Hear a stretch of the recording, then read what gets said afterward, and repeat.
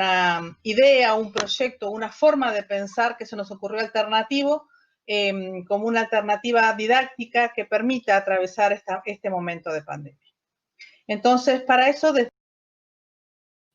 lo que pensamos fue poder armar esta idea de uniendo las miradas de educación ambiental y de cultura científica, poder elaborar un proyecto que tenga que ver con algo que nos atraviese en algo tan esencial como es la identidad canaria.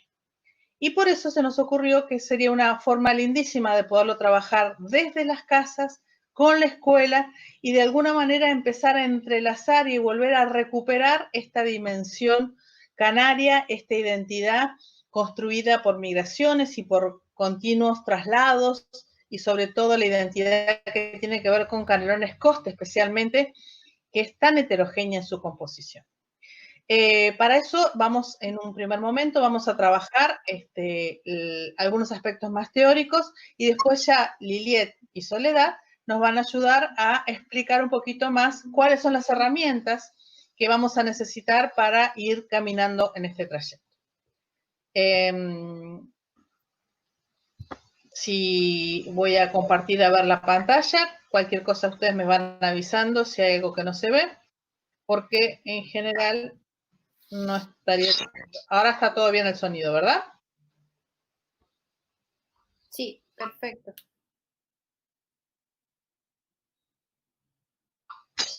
Sí. Sonido bien. El mayor problema es que cuando comparto la pantalla ya dejo de... ¿Se ve bien? Perfecto. Entonces les decía, la idea es tirar algunos piques de cómo la educación ambiental nos permite, de alguna manera, generar esto que llamamos trayectos educativos ambientales, como para ir dando algunas pistas. El primer punto es que la educación ambiental trata o busca, no por una cuestión instrumental, pero sí centrarse en sus dimensiones pedagógicas, éticas y políticas. Sobre todo, educación ambiental no es buscar cambio de hábitos y de costumbres hacia costumbres más proambientales, sino tiene que ver con una transformación de relaciones mucho más profundas que tiene que ver con la construcción de valores, de conocimientos y de actitudes. Y la búsqueda final tiene que ver con esto de tratar de mejorar la calidad de vida. Por esto se basa en principios esenciales como la equidad, la justicia social y el respeto tanto por la diversidad biológica del territorio que habitamos como también por la diversidad cultural. Tiene que ver con la construcción de saberes ambientales. Y esto lo hemos definido en el Plan Nacional de Educación Ambiental. Pero fíjense qué interesante, porque la educación ambiental también ayuda a rescatar, construir y proponer modos apropiados de la relación naturaleza-sociedad. Y sobre todo tiene que ver con la valorización de la dignidad y la identidad individual y colectiva, porque lo identitario también es un tema ambiental. Lo ambiental no es necesariamente solo la naturaleza o lo biofísico, sino que trata de las relaciones entre quienes habitan los territorios. ¿Sí? Entonces, este es el campo de la educación ambiental que a nosotros nos parece fundamental poder explicitar y que ustedes tengan más claro. ¿Está? No se trata simplemente de, porque, digamos, la preocupación desde lo pedagógico es poder interpretar que la educación ambiental tiene implícita una didáctica, una forma de ser, que es distinta a las otras didácticas específicas. En este contexto lo que ustedes están viendo es al educador ambiental, que seríamos nosotros, a los docentes como educadores ambientales, a nuestros aprendices, y a ese recorrido que va a ser diseñado colectivamente a partir de las influencias y del análisis del contexto. ¿Para qué? Para que en ese recorrido se generen nuevos saberes ambientales y nos permitan transformarnos en ciudadanos ambientales, sí capaces de poder, de alguna manera, incidir en la vida de ese contexto, en la transformación de ese contexto. Y en esto insisto, la educación ambiental no se encarga de solucionar el problema ambiental. Se encarga de generar ciudadanos ambientales capaces de identificar problemas, pero también identificar las potencialidades del territorio. Y por eso para nosotros este proyecto tiene que ver de buscar o recuperar o reconstruir la trama, el entramado de lo de la identidad canaria tiene que ver justamente con las potencialidades de sentirnos canarios, de sentirnos habitantes del territorio que ocupamos, que transitamos diariamente y al cual no le damos mucha bolilla. Fíjense entonces, porque a veces pareciera que la educación ambiental solo se ocupa de enseñar temas ambientales y esto no es así, sino que tiene una fuerte componente didáctico que implica abordar los procesos pedagógicos, las relaciones que se dan entre los saberes implicados para construir colectivamente, entre todos, nuevos saberes ambientales. Pero lo esencial es esto, integrar no solo los saberes académicos o lo que dice la escuela, sino también la empiria, aquellos saberes populares, aquellos saberes que están en las casas, que están en las sociedades, pero que no siempre son validados, porque todo conocimiento es importante, todo saber es importante, independiente del lugar de origen de ese saber.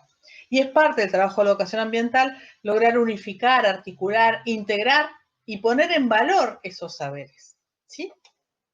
Por eso también tiene que ver con las vivencias, con las racionalidades territoriales, porque lo que buscamos es esa concreción de un ciudadano ambiental que tenga que ver, primero, poder interpretar críticamente las transformaciones que ocurren en su territorio. Segundo, pensar la capacidad de transformación que tenemos y gestionar, participar activamente en estos contextos de vida. ¿Sí? Y acá tiene que ver donde ya vamos a aterrizar. ¿tá? Y tiene que, pensemos cómo nuestras prácticas educativas en la escuela hemos pasado mucho tiempo pensando que la educación ambiental se trataba fundamentalmente de sensibilizar y concientizar. Es más, muchas veces me parece que hay como que si yo escribo un proyecto de educación ambiental, si no están estas dos palabras, pareciera que estoy haciendo algo mal. Y sin embargo, es apenas el inicio del trayecto. El problema es cuando yo pienso que solamente sensibilizar es hacer educación ambiental. Es apenas el inicio. Es una patita, pero no es hacer educación ambiental en sí mismo. También nos pasa que pensamos que hacer acciones puntuales como clasificar, preclasificar los residuos sólidos que genera la escuela o hacer recolección de algún tipo de material o limpiar las playas o esas acciones puntuales ya en sí mismas consisten en acciones de educación ambiental. Y tampoco, porque siguen siendo acciones, actividades. Acuérdense que es exactamente como el aprendizaje de cualquier o la mirada didáctica de cualquier otra esfera del conocimiento. No puedo con una sola actividad haber abordado. Puedo motivar, puedo iniciar, puedo culminar un proceso, pero nunca ser el proceso esa acción. Porque además esas acciones suelen ser inconexas y suelen ser como picoteadas, salpicadas de un lado al otro.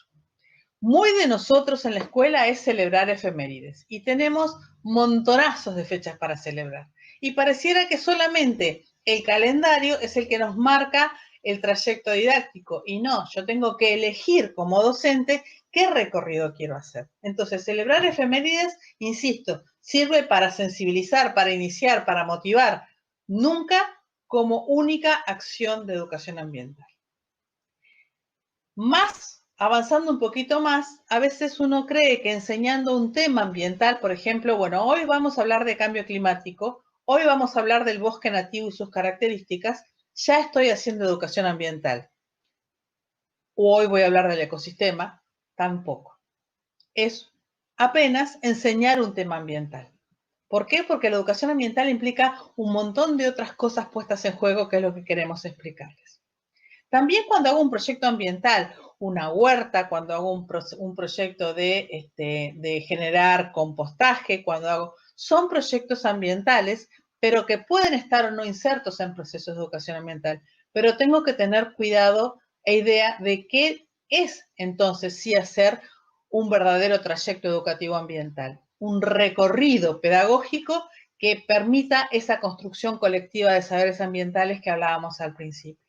Entonces, ¿estamos haciendo las cosas mal? No, estamos iniciando el recorrido. Lo importante es que empecemos cada vez caminando más hacia los trayectos educativos ambientales, porque estas prácticas que a nosotros sobre todo por la falta de formación que tenemos los docentes en educación ambiental, nos parece o nos intuimos que serían las formas correctas y entonces la idea es poder empezar a avanzar en la profundidad y en la complejización de estas experiencias, de estos trayectos de educación ambiental.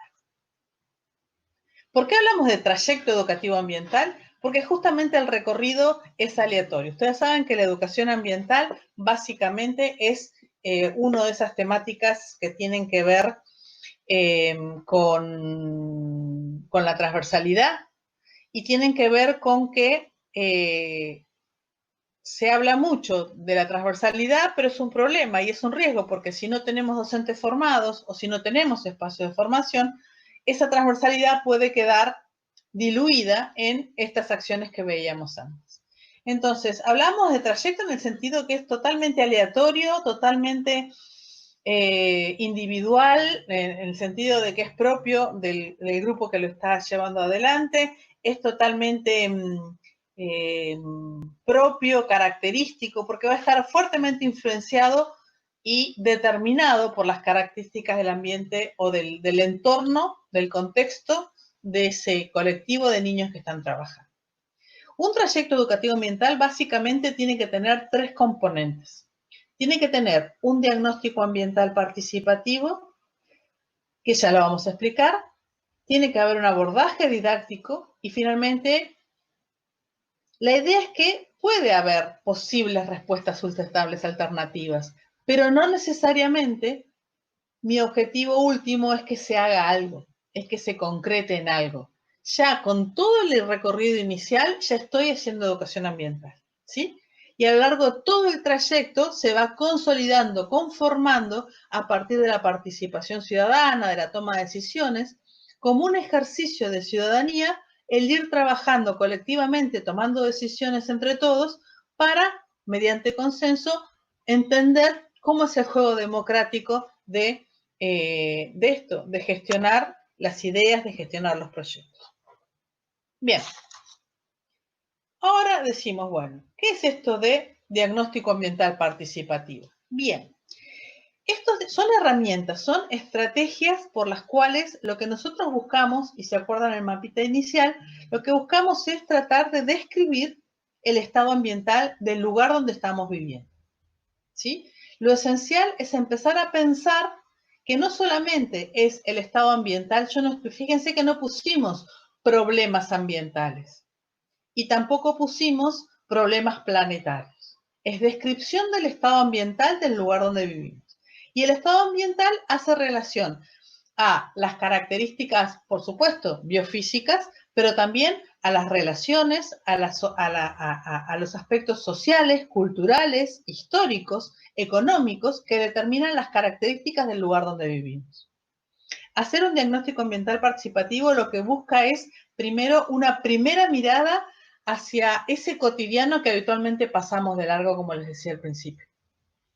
Entonces, para describirlo necesitamos técnicas, herramientas que nos permitan de alguna manera sistematizar esos conocimientos. Entonces vamos a ver, y las chicas después nos van a explicar, distintas herramientas que tienen que ver con cómo hacer mapeos, cómo hacer entrevistas, cómo hacer transectas, ¿sí? Bien, una vez que con los chicos utilizamos esta, que ya les vamos a explicar, nuestra caja de herramientas de cómo poder hacer la descripción de este estado ambiental, vamos a ver que van a surgir un montón de temas que nos importan. En el caso de la identidad canaria, lo primero que tenemos que pensar es, la pregunta sería, ¿cuál es la descripción, cuál es el estado de la identidad canaria? Esa podría ser la pregunta inicial, ¿está? Y entonces, bueno, busquemos y entre todos, porque esa es la idea esencial de la educación ambiental. No es el docente el que propone los contenidos, sino que entre todos, a partir de estos trabajos, vamos a empezar a los chiquilines, junto con nosotras, o toda la escuela, o como ustedes quieran diseñar su proyecto, la idea es que puedan empezar a mirar y decir, pero este tema es importante, este tema es importante. Es decir, que el contenido lo asigna el colectivo, ¿sí?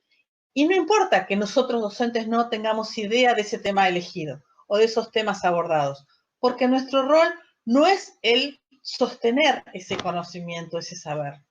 Acá la rigurosidad disciplinar pasa por otro lado, pasa por cómo yo acompaño a mis estudiantes a investigar sobre esos temas. ¿Sí? Entonces, entre todo, por eso tranquilidad, aflojemos los hombros porque no se trata de tener que saber de todo un poco, sino al revés, de ponerme junto con mis gurises, vamos a ver cómo podemos seguir avanzando. Una vez que logramos esta descripción, colorear estas ideas, van a salir un montón de ideas y necesitamos jerarquizarlas. Y para eso podemos hacer también distintos tipos de matrices y votar entre todos cuáles son los temas que nos parecen más importantes. Una vez que elijo estos temas, veo todos los temas, tenemos que hacer una etapa de selección del problema o selección de la potencialidad, porque dijimos siempre es potencialidad como aspecto positivo o problema, y analizarlo. Pero lo primero que tenemos que ver para poder hacer esto es, bueno, podemos usar árboles de problema, que ya para identificar las causas y consecuencias de ese tema emergente que elegimos entre todos. Hay dos problemas acá. Uno, poderlo analizar a través de esta técnica que ya les van a explicar. El otro problema es que eso que nosotros estamos viendo es un problema, un conflicto, es una potencialidad. Y segundo, ¿tenemos la capacidad de resolverlo? Porque por ahí vamos a entrar en un tema que excede a las competencias de la escuela.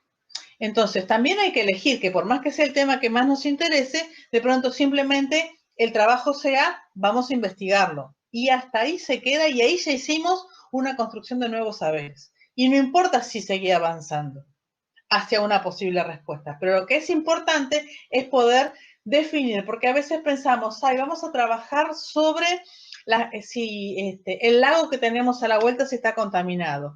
¿Tiene la escuela o los estudiantes la capacidad de generar una transformación para descontaminar un espacio hídrico de tipo léntico como es eso? No. ¿Tiene la escuela la capacidad de modificar la forma de recolección de la basura? No. Sí poder pensar alternativas y respuestas, pero no busquemos que la escuela sea la responsable de resolver la problemática ambiental, sino que la escuela, insisto, lo que busca o lo que debería buscar es justamente construir nuevos saberes para que nuestros estudiantes adquieran varios tipos de competencias. Uno, cómo mirar críticamente la realidad. Segundo, cómo informarse y formarse. Y tercero, cómo participar activamente en la gestión de los recursos. Cómo participar en democracia en los espacios de participación ciudadana que nosotros tenemos. ¿Está? Entonces, si ese tema no resiste este análisis, volvemos a elegir dentro de los temas emergentes otro que sea más ameno. Pero insisto, la fuerza va a estar dada por la elección colectiva. Bien.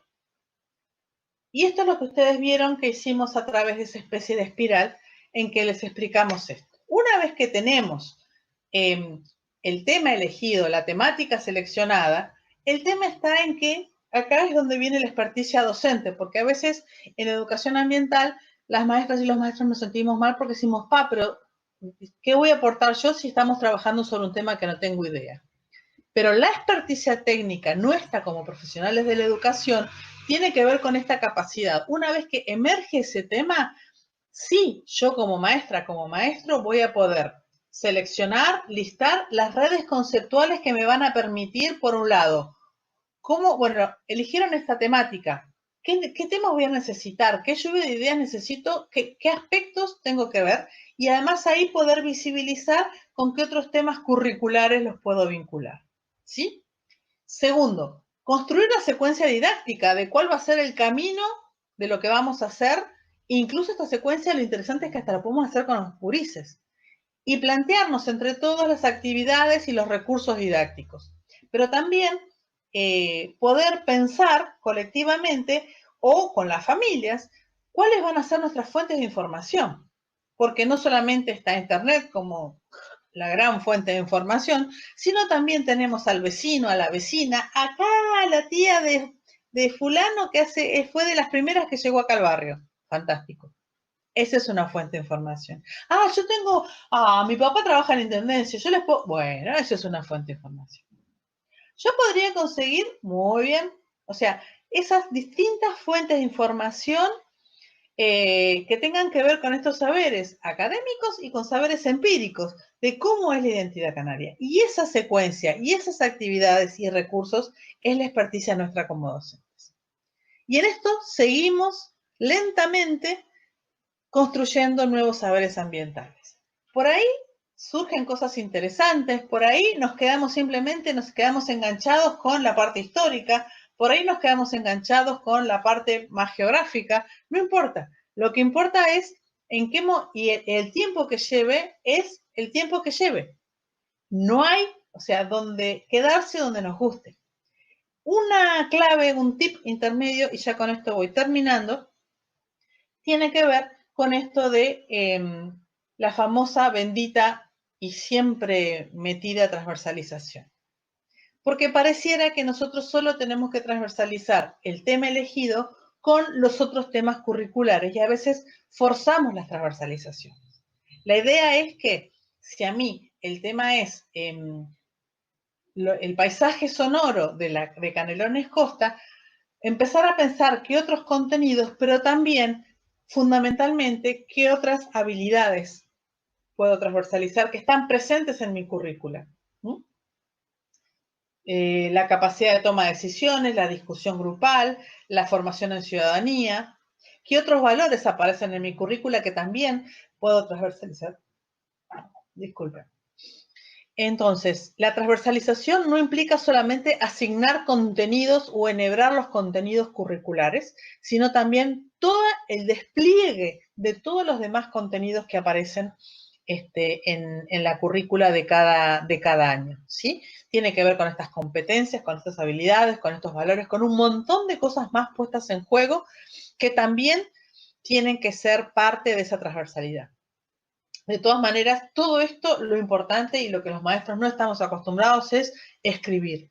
Escribir, fundamentar, contar las secuencias que hicimos. Por dos motivos. Una, porque nuestra experiencia puede y va a ser seguramente fuente de inspiración para otros colegas.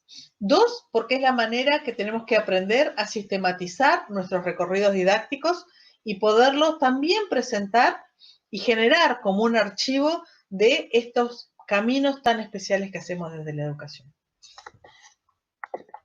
Finalmente, la idea es esta, ¿no? Entonces, la educación ambiental es pedagógica antes que nada, porque siempre nos hemos centrado o especializado en la rigurosidad con la que tratemos los temas ambientales. Y de hecho nos estamos olvidando la rigurosidad de cómo trabajar didácticamente estos saberes ambientales.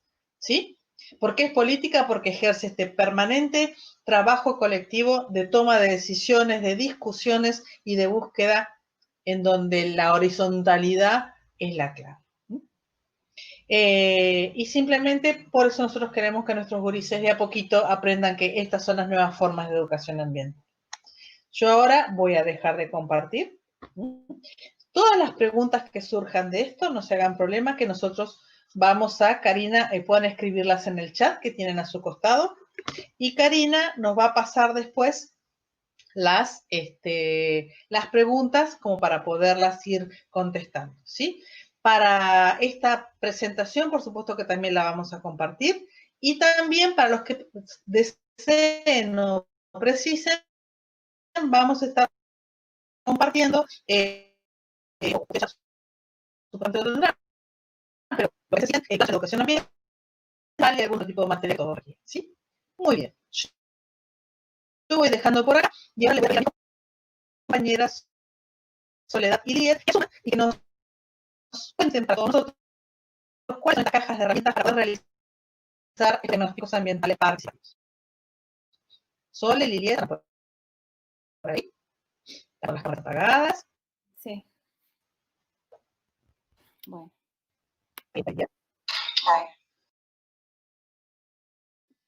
Ahora sí.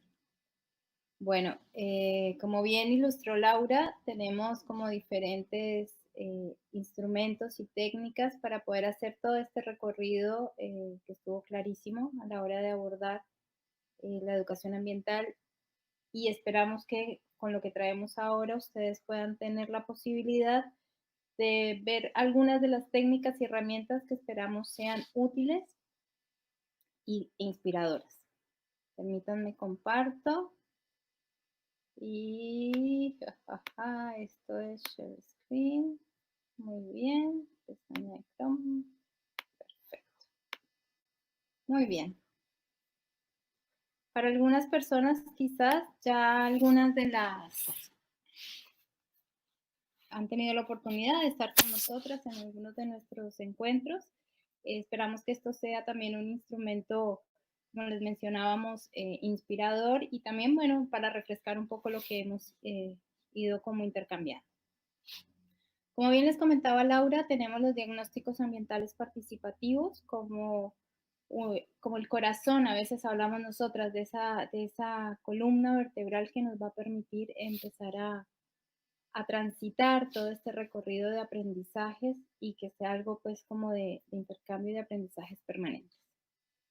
Como ya lo mencionaban, tenemos ese contexto ambiental como la motivación y el desafío didáctico y cómo mi relación y mi vínculo con el ambiente de alguna manera me está brindando elementos para poder empezar a preguntarme, a avanzar, a querer aprender más. Si bien mencionamos el conflicto ambiental y los problemas y situaciones ambientales como algunos de esos impulsos para la construcción colectiva de propuestas, también entendemos que está el intercambio y la interrelación que podemos tener con el ambiente y cómo esto también está relacionado con la realidad local, con las lógicas sociales y culturales que hacen parte de la transformación, ¿no? Ese contexto ambiental pensado desde lo social, desde lo político, lo histórico, desde la cosmovisión, ¿no? Desde los imaginarios que construyen colectivamente un territorio, un espacio. ¿Qué son y para qué se utilizan las técnicas participativas? Nosotras pensando, ¿no?, en la utilidad que a veces hablamos de diferentes formas de participar desde informarle a alguien, participar teniendo en cuenta lo que piensan las otras personas, participar intercambiando miradas, sueños, realidades, propósitos, cómo participamos, ¿no? Tenemos entonces técnicas que son esos instrumentos que pueden permitirnos eso, informar, consultar o tomar una decisión. Pueden haber dinámicas o dispositivos que son vivenciales, que pueden tener como un propósito de integración y de resolución de conflictos. Son un poco más dirigidas. Tenemos algunas que también están dadas para técnicas de análisis, técnicas para organizar y planificar, que tienen mucho que ver como para la adquisición de conocimientos, todo desde una parte práctica. Y por otro lado tenemos técnicas de evaluación y de reflexión que permiten también tener un intercambio mucho más horizontal y que puede estar establecido desde acuerdos colectivos. Si bien muchas de estas no son contrarias, sino que pueden llegar a ser complementarias. También lo importante y lo interesante de conocerlas muchas veces es que podamos tener una elección y una selección y poder generar también con matices propios técnicas que se adecúen a las circunstancias y a los contextos sociales y ambientales del lugar. Entrando ya más específicamente a los diagnósticos ambientales participativos, los comprendemos como un proceso de investigación y de recolección de datos. Permiten identificar problemas socioambientales, pero también no solo los problemas. Como Laura mencionaba, están esos atributos ambientales. A veces desde lo ambiental tendemos a pensar las cosas desde un lugar muy apocalíptico y en realidad tenemos que pensarlo también desde las potencialidades. El ambiente es parte de ese soporte y ese sostén, pero también es el que nos construye. Por lo tanto, los DAP, los diagnósticos ambientales participativos, nos van a servir como esas herramientas y técnicas para poder recabar la información que esperamos encontrar y otras veces que tal vez no va a estar ahí, que puede ser una sorpresa. Tienen un atributo, una cualidad interesante y es que todos los actores que identifiquemos se involucran y participan desde el vamos. Siempre vamos a ver el qué queremos, cómo lo queremos recolectar, hacia dónde queremos ir y es algo que está en permanente construcción. No es lineal, sí, por lo tanto puede tener esa idea de la espiral que va desde un centro creciendo y se va nutriendo con otras ideas y por lo tanto es totalmente dinámico y es totalmente perfectible. También tenemos que estos diagnósticos ambientales participativos nos pueden generar insumos para nuevas alternativas de solución. Pueden ser problemas concretos, pero era lo que mencionaba Laura, ¿no? Son unas soluciones alternativas sustentables, pero no necesariamente a veces en sí misma es el único lugar o el punto de llegada. Lo interesante del diagnóstico ambiental participativo es que es un proceso y en sí mismo, en su camino, tenemos que ver cómo es digamos que vamos aprendiendo con el proceso, vamos aprendiendo de cada una de las instancias que él tiene y también nos está dando algunos puntos de partida para continuar. Tenemos entonces que el DAP nos puede permitir entre algunas de esas fases encontrar los medios y las formas para la formulación del proyecto ambiental comunitario. En esta gráfica pueden ver algunos de como que tratamos como de estructurar un poco los componentes básicos del DAP desde una mirada un poco más integral, pero como para facilitar un poco qué es lo que queremos transmitir con este, y verán que tiene desde la identificación de actores que van a participar, el mismo diagnóstico nos lo va a permitir elegir o pensar. Tenemos también cómo encontrar la información y la documentación, y esa información y esa documentación se alimenta de distintos aspectos, como lo mencionábamos desde el principio y lo comentaba Laura, esas dimensiones ambientales que van más allá de lo biofísico-químico, que tenemos estos aspectos económicos, los políticos estructurales, los socioculturales, que además esculpen los paisajes culturales, los ecosistemas y todo lo que vivimos en esa alianza que tenemos los seres humanos con la naturaleza. Todo este DAP nos va a permitir que los análisis, y esos análisis pueden ser ya sea la identificación de problemas o en este caso de los asombros de la identidad. ¿Qué queremos saber de ser canarios? ¿Cómo nos construimos? ¿Qué somos? Entonces ahí ya, si bien el término problema nos está pensando y nos está situando en algo que no está bien, tal vez el término podría ser también el de la inquietud, ¿no? El de la curiosidad. Entonces identificamos qué es lo que queremos recabar, aprender, construir en colectivo. Nos permite analizar las causas, los efectos, los afectados, los implicados, las personas involucradas, esos actores que mencionábamos. También hablar un poco de esas potencialidades, oportunidades y amenazas. Y bueno, en algunos casos unas propuestas de solución o de acción, o lo podemos ir mirando. Es algo que se va construyendo en colectivo o algo que te puedes seguir pensando en dónde andar.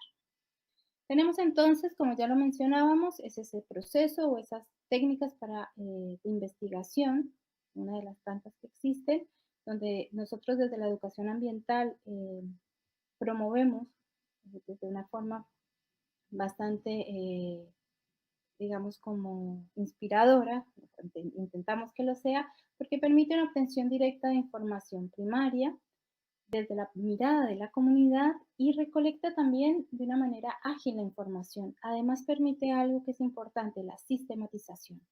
Y esa sistematización también brinda las facilidades para poder después escribir, para después transmitir todo esto que se investigó, ¿no? Que se trabajó colectivamente.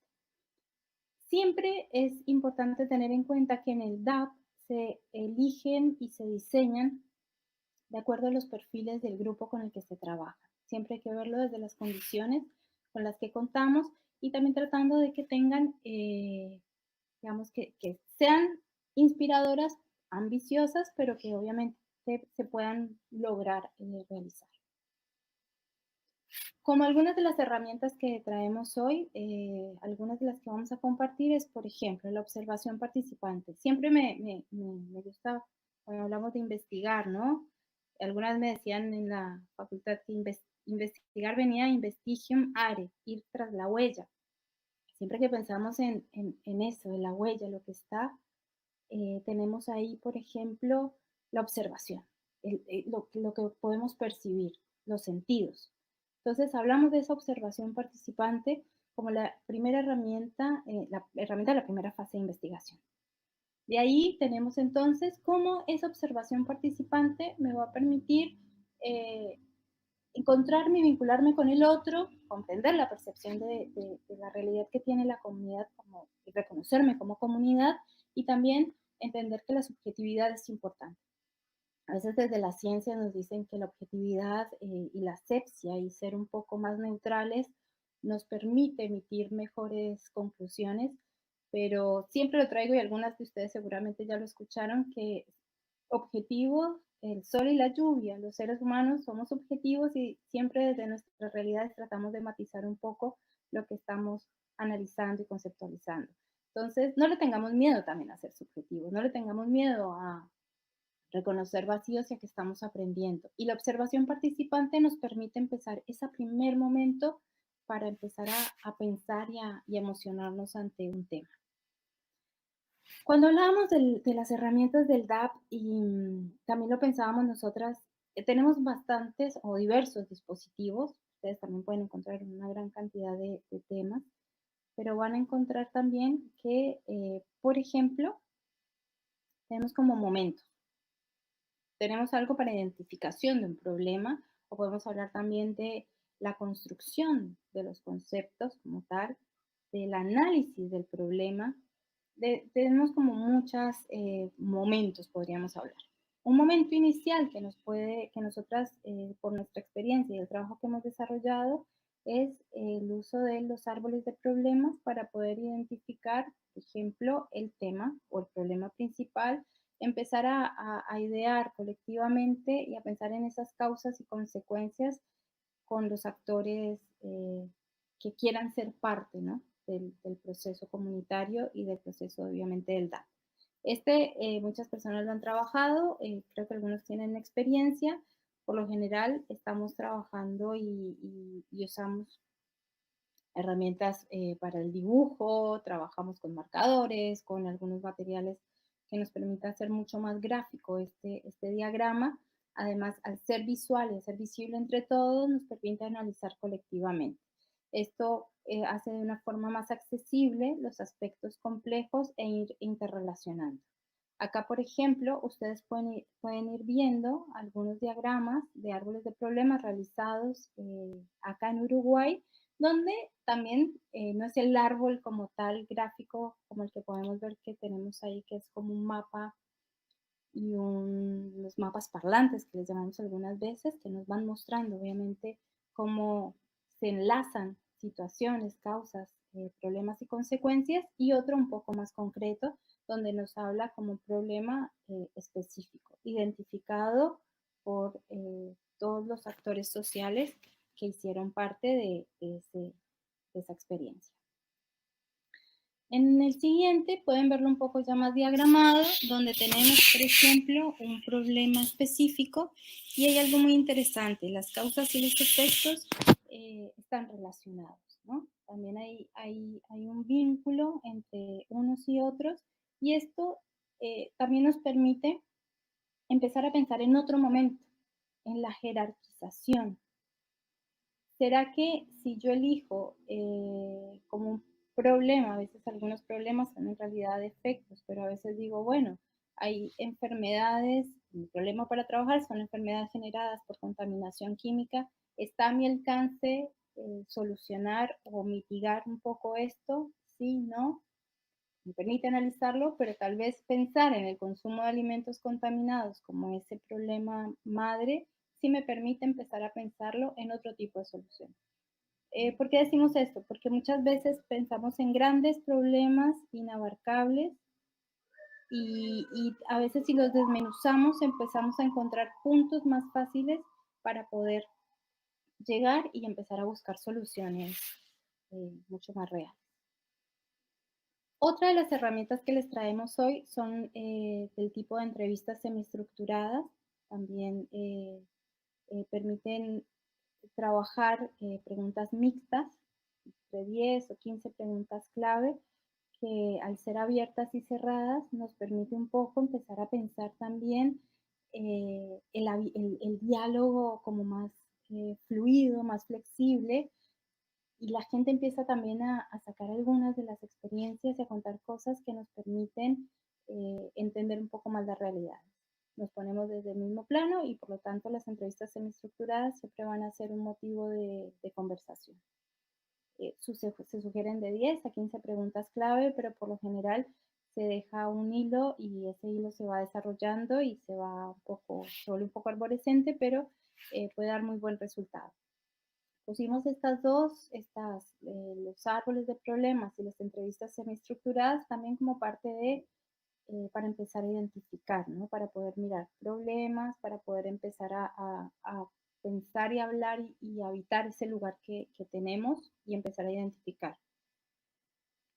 Otra herramienta que nos parece muy interesante y muy pertinente son los cortes transversales transectas, o como dicen en mi pueblo, transectos en línea. Es una herramienta muy usada desde la ecología, también la biología, que nos permite hacer perfiles de los lugares que recorremos. En este caso, la técnica es muy interesante porque nos permite hacer un perfil del lugar donde estamos. Hacemos una especie de línea imaginaria, recorremos un espacio definido en línea recta, por eso transecto o transecto en línea, y después se hace una observación y se diagrama. Aquí uno puede combinar diferentes cosas. Puede pensar desde analizar, en este caso les traemos las variables físico, digamos, no, agrícolas especialmente, cómo es el terreno, y ahí vamos llenando algunos datos. Estas matrices combinadas con la transecta, no se preocupen que más adelante les vamos a brindar después donde puedan tener como una guía mucho más específica, pero no es tanto la guía, es también lo que yo y el grupo y el colectivo quiero encontrar. Entonces se puede empezar a pensar en colectivo también cómo querer diseñar.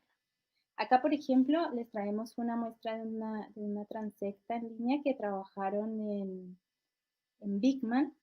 Uno de nuestros colegas del equipo de educación ambiental lo trabajó con niños y niñas de primaria y ahí ellos hicieron una recorrida desde, está toda la parte de los apartamentos, escalería, la huerta, empiezan a encontrar diferentes puntos y empezaron no solo a ver la superficie, sino que empezaron a mirar un poco más también lo que había abajo. Es muy importante porque además hicieron un trabajo desde el agua, desde pensar de dónde venía, cómo se podía aprovechar y bueno, se hizo también una especie de trabajo en tiempo, con líneas de tiempo.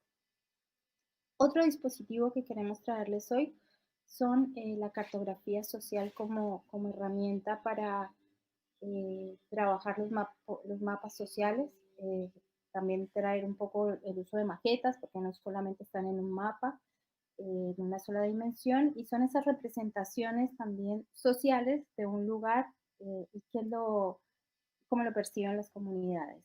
Lo interesante es que son herramientas colectivas, horizontales y participativas, como todas las que les hemos dado, pero siempre nos proveen de una gran cantidad de material y en sí mismo alcanzamos a percibir una gran cantidad de esas representaciones sociales que hacen a un territorio, ¿no? Entonces, en la cartografía social tenemos una gran cantidad de temas, si se podría decir, que nos van a dar muchos instrumentos, ya sea para identificación de un problema, para identificación de actores, para planificar, para discutir, para soñar un lugar, para analizar la información, por supuesto, y para visualizar de alguna manera las alternativas.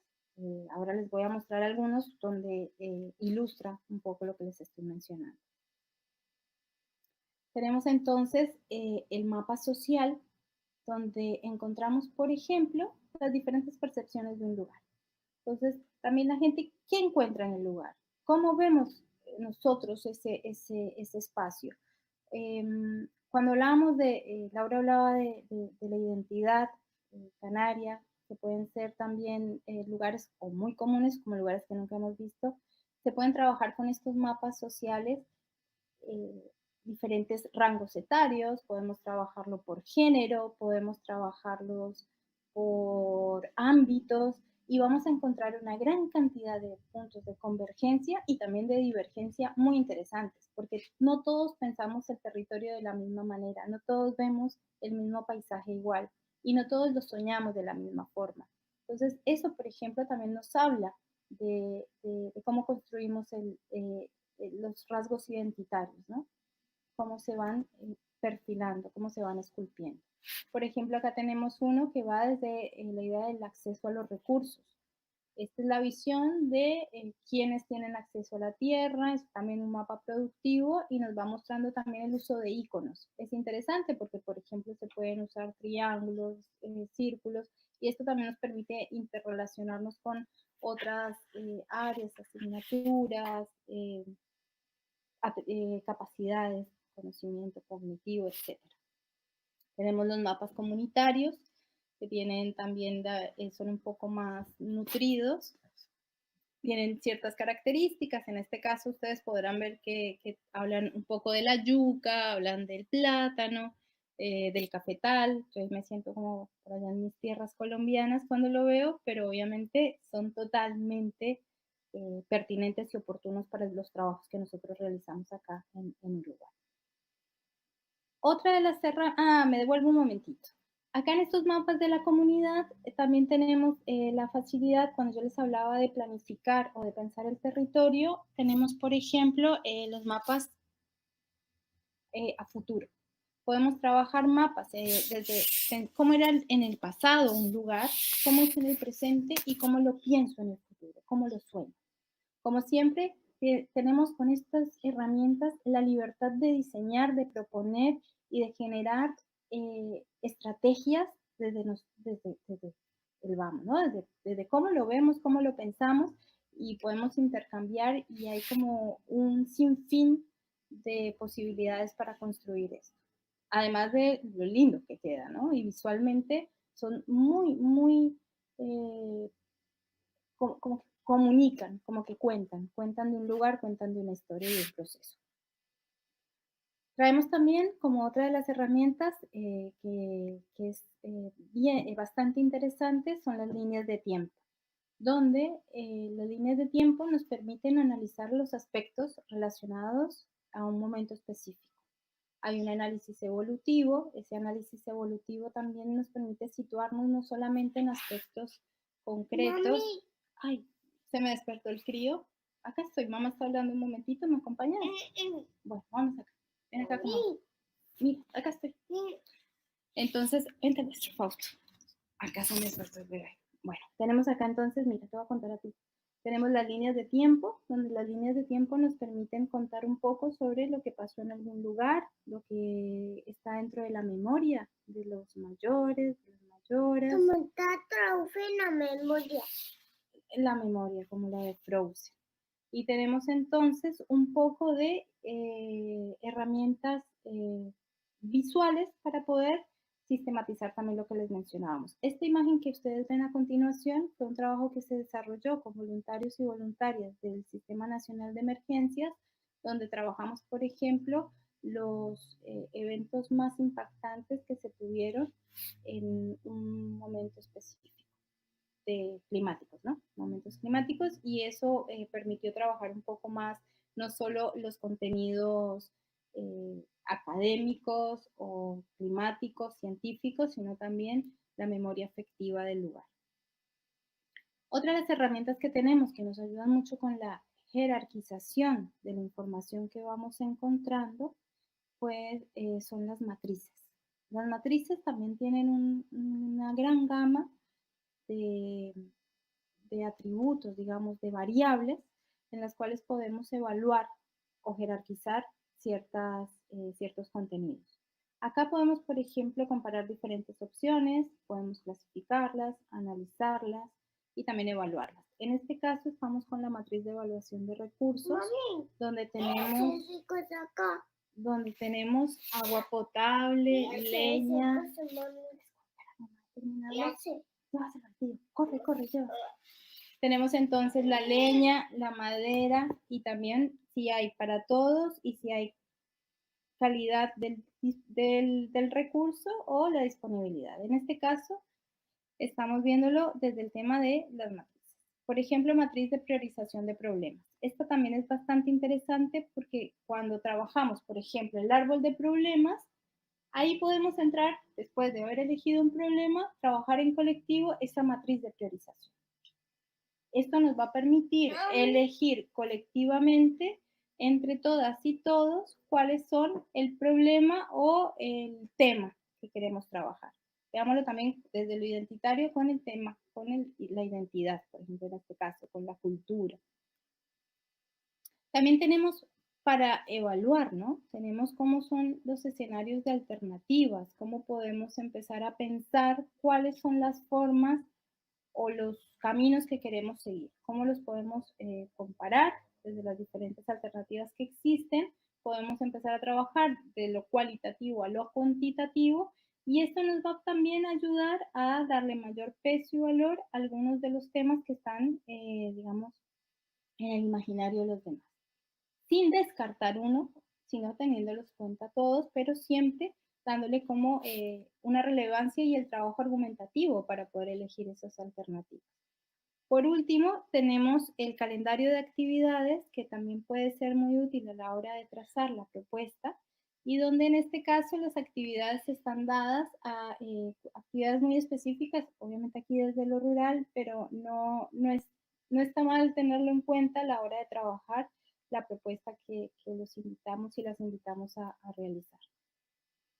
Tenemos por ejemplo, de estaciones, el de actividades, y para finalizar les traemos una propuesta argentina de los iconoclasistas, donde tienen una muestra muy interesante de la aplicación de estos mapeos colectivos itinerantes, cómo se hace la investigación colaborativa, donde están las cartografías críticas y los recursos gráficos. Y lo interesante de todo este material es que está disponible en la red, son de código abierto y pueden ser usados cualquier persona en cualquier momento.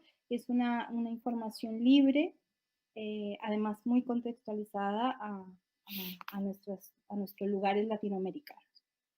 Acá, como lo ven, es una construcción de nuevos relatos, hay unas narraciones territoriales, está la promoción de la participación y hay esta mirada dialógica de la construcción de saberes. Son dispositivos que trabajan sentidos, percepciones y territorios. Están los mapeos, las mesas de espacio público, construcción de paisajes, mapas murales, puestos de mapeo, mapeos temporales y espaciales, como muchas técnicas para poder seguir abordando. Acá pueden ver algunas de las producciones que se han hecho en Latinoamérica. Acá en Uruguay estuvieron trabajando también. Y bueno, está abierto para las personas que estén interesadas en abordar. Bueno, por acá ya me voy despidiendo. Esperamos haber brindado algunas de las herramientas. Entendemos que a veces es mucha información y de pronto necesitamos un poco más de profundización en algunas, pero bueno, es esto es un camino. Esperamos que esto siga desplegándose para seguir caminando juntas y bueno. Muchas gracias y estamos pendientes de los comentarios. Gracias. Muchas gracias, Lee. La idea entonces era poder dar esta especie de pantallazo de distintas herramientas que, como ven, son absolutamente diferentes, de mapeo, de poder generar los iconos con los chicos, poder estar pensando qué cosas queremos relevar, qué nos parecen importantes, o que los niños mismos digan qué cosas les parecen importantes sobre el barrio, salir a recorrer, sacar fotos. Las ceibalitas en eso nos dan un aporte interesante. Filmar videos, poder fijar lugares y poner códigos QR. O sea, hay un montón de cosas que ustedes pueden hacer en esto de hacer recorridos históricos o recorridos turísticos del propio barrio a partir de todas estas estrategias, ¿no? Es decir, que hay una inmensidad de estrategias que podemos generar y que tienen que ver con esto, con descubrir el territorio como propio. Entonces estábamos con, porque es como que se va y viene la conexión, pero como para ir cerrando, porque ya sí estamos en hora. El valor de la relatoría tiene que ver con las narrativas, con los relatos que también tenemos que identificar como fuente de información y registrarlos. ¿Por qué? Porque la memoria reciente es tan reciente que nos estamos olvidando de dejarla relatada, de dejarla escrita. Tiene que ver con las recetas de las abuelas, las llegadas, los cuentos de cómo eran los trabajos antes en la costa, por qué llegamos a la costa. Entonces, el valor de la relatoría, el valor de las narrativas y los cambios de las narrativas también es bien interesante. Sistematizar experiencias para promover el intercambio y la reflexión. Por eso es importante escribir, por eso es importante dar cuenta de los pasos que estamos haciendo. No solo por un tema de investigación educativa, no solo por un tema de publicación de artículos, sino también para esto, para dar cuenta de las maravillosas movilizaciones didácticas que hay en territorio que también tienen que ser visibilizadas. Porque si no después aparecen esta categorización que a mí no me gusta de experiencias exitosas o de experiencias innovadoras. Esa adjetivación en realidad es muy hegemónica y de alguna manera pareciera que tenemos siempre que hacer algo innovador y por ahí lo único que estamos haciendo es sistematizar un conocimiento. Entonces, me parece que lo mejor es hablar de experiencias inspiradoras, ¿sí? Y que esas experiencias inspiradoras tienen que estar escritas para que podamos inspirar, contagiar, motivar, entusiasmar. Esto de tan lindo que tenemos los docentes de cuando realmente volvemos a recuperar las ganas de estar laburando en lo que tanto nos gusta. Entonces, es un desafío, no estamos formados para esto y tenemos que, bueno, salir para adelante, ¿sí? Si hay algún otro comentario, alguna otra pregunta a partir de las cuestiones que estuvo explicando Liliet, les cuento además que en realidad Liliet iba a estar trabajando junto con Sole. Sole tuvo problemas de conexión y entonces una pena, pero bueno, rápidamente Liliet nos ayudó y saltó la situación, incluida la despertada de Fausto, que por supuesto es parte del equipo. Si hay alguna, Karina, si hay algún otro comentario, las compañeras de la inspección, si me quieren mandar algún mensajito en especial que quieran comentar. Si no, por nosotros estaríamos, bueno, tardamos un poquito más en el inicio, pero estamos más o menos a partir de la hora que hayamos propuesto. La idea es que ustedes nos hagan llegar sus comentarios, sus preguntas, para poder seguir avanzando y que se motiven, tengan ganas, se entusiasmen en poder diseñar estos trayectos educativos ambientales en esta búsqueda de somos canarios y una identidad en construcción. Con Liliet, entonces, que ya está ahí, les queremos agradecer el tiempo, las ganas y sobre todo el espacio de las compañeras de la inspección y las que además nos están haciendo el aguante en backstage, están por atrás preocupadas y acompañándonos para que esta transmisión salga adecuada. Li, si querés despedirte. Sí, nada más agradecerles, alcancé a leer un poco los comentarios, muchas gracias, muchos nombres familiares y bueno, emocionadísima por el tema, estoy bastante motivada también por aprender un poco más de este Uruguay, que además me nutre y me llena y me hace caminar permanentemente. Y bueno, acá seguimos, estamos con el equipo y muchas gracias por el espacio, gracias a las inspectoras, a Elsa, a todas, y bueno, seguiremos acá esperando y construyendo en conjunto. Hasta la próxima.